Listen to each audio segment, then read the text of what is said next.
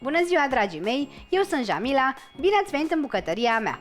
Astăzi vom face împreună prăjitură persană cu fistic și trandafiri, așa că haideți să vedem de ce ingrediente vom avea nevoie pentru a ne apuca de treabă.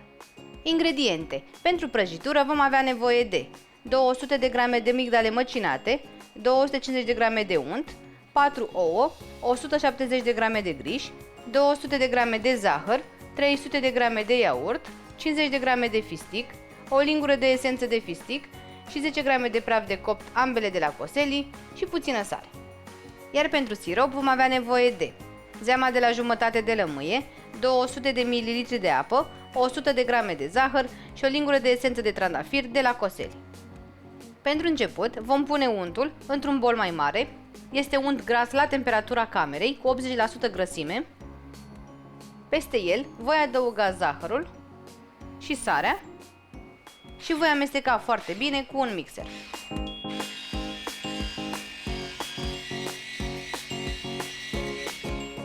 După ce am amestecat foarte bine untul și zahărul, vom adăuga ouăle, unul câte unul, și vom continua să mixăm foarte bine.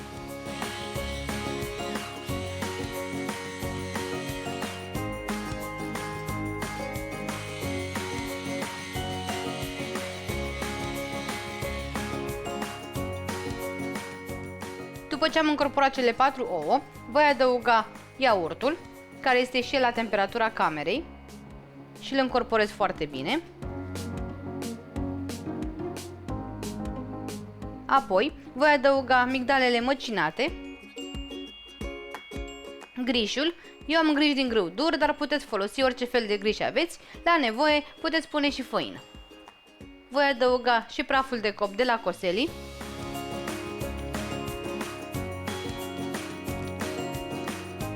fisticul măcinat. Dacă nu aveți fistic, mai puteți adăuga încă 50 de grame de migdale mărunțite.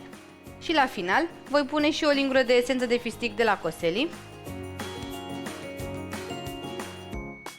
Amestecăm foarte bine toate ingredientele, doar că să obținem o compoziție omogenă.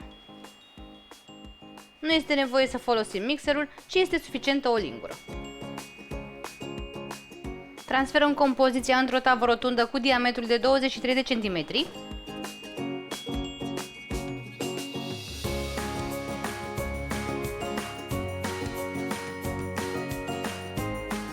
Nivelez cu atenție compoziția. Iar deasupra voi mai pune încă 20 de grame de fistic, care este opțional. Am măcinat mai mare fisticul. În locul lui mai puteți pune și migdale mărunțite. Voi da acum tava la cuptor, în cuptorul preîncălzit, la 170 de grade, pentru aproximativ 50-60 de minute. Cât timp se coace prăjitura, ne putem ocupa de sirop, așa că voi pune apa într-o cratiță. Voi adăuga zahărul și zeama de lămâie și las siropul să fiarbă cât să se dizolve zahărul. Când zahărul s-a dizolvat, putem adăuga esența de trandafir de la Coseli,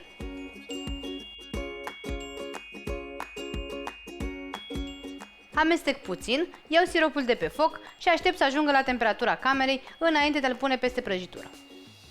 Prăjitura s-a copt, iar cât este încă fierbinte, o vom însiropa cu siropul care s-a răcit la temperatura camerei. Foarte important ca acest sirop să fie complet răcit, iar prăjitura să fie fierbinte.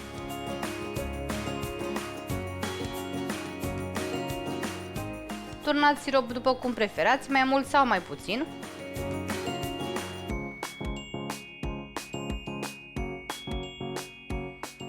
Voi lăsa acum prăjitura să stea la temperatura camerei până când se va răci complet. Nu o voi scoate din formă și în niciun caz nu o voi felia încă. Prăjitura persană s-a răcit în totalitate, așa că am putut să tai și o felie. Arată minunat. Eu am decorat-o cu puțin fistic și cu câteva petale de trandafiri, dar o puteți decora după cum doriți. Este foarte pufoasă, are o aromă minunată de fistic și trandafir și un gust pe măsură. Sper din suflet să încercați și voi această prăjitură orientală și să vă placă. La revedere!